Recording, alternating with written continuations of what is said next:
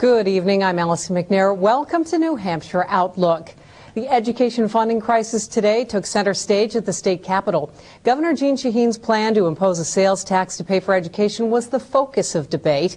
In a packed hearing at the State House, politicians, lobbyists, educators, and citizens gathered to weigh in on the governor's proposal. Producer Richard Ager was there. And recognizing that there is concern in the retail sector, I see many of you here this morning. Even though the sales tax proposal is contained in the House bill, the plan is the governor's all the way. First, I believe that what we do must provide adequate and reliable funding for our schools.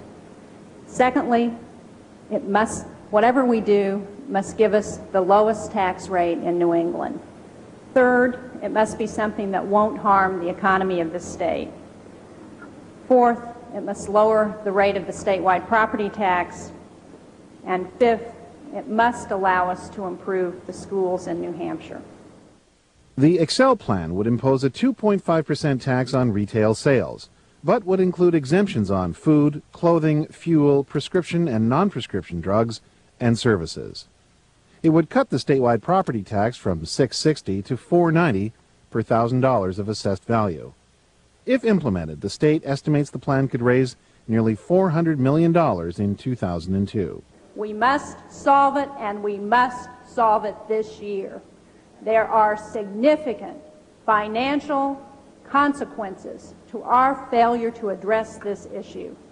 But many who oppose the plan say there would be dire financial consequences if the plan is adopted. We have about 50,000 employees in the state. Our survey indicates that we would possibly lose 6,250 jobs out of that 50,000. That's real time, folks. Retail merchants have opposed the plan from the start, beginning with the commission appointed by the governor to examine alternative tax plans. The Blue Ribbon Commission that was established by the governor of this state did not have a fair and equitable representation on the commission's board because there was no one representing the retail sector, despite the fact that retail employs over 120,000 jobs in New Hampshire. However, the Blue Ribbon Commission was well represented by high-tech and big business interests. So a coalition of retail merchants hired an academic to analyze the commission's numbers. That critical analysis was released yesterday. Given that this debate really turns on the numbers, it's probably not surprising that Governor Shaheen and the supporters of her Excel plan have attacked Professor Turk's analysis and his motivation. The man that they brought up is a political economist. This is somebody who represents a right-wing agenda.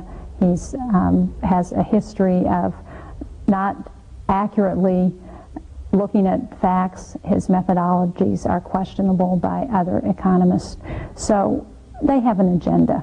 Their agenda is to do everything possible to kill a sales tax and a reasonable solution to this issue. I think in the light of some things I read in the press today that I'm going to have to start out by recognizing now that Massachusetts is not the only state where politics is a blood sport. And so Professor Turk began to fight back by distributing his resume, in part. That I have been a consultant to the governor of the Commonwealth of Pennsylvania on revenue forecasting, and I have furthermore consulted at times for such bastions of right-wing thinking as the U.S. Postal Service, the Internal Revenue Service, and the British Post Office. And then the professor got to his main conclusion. In New Hampshire, a sales tax is a particularly bad idea because it's going to disrupt the whole industry that the state consciously or unconsciously developed around the idea of drawing in shoppers from other states.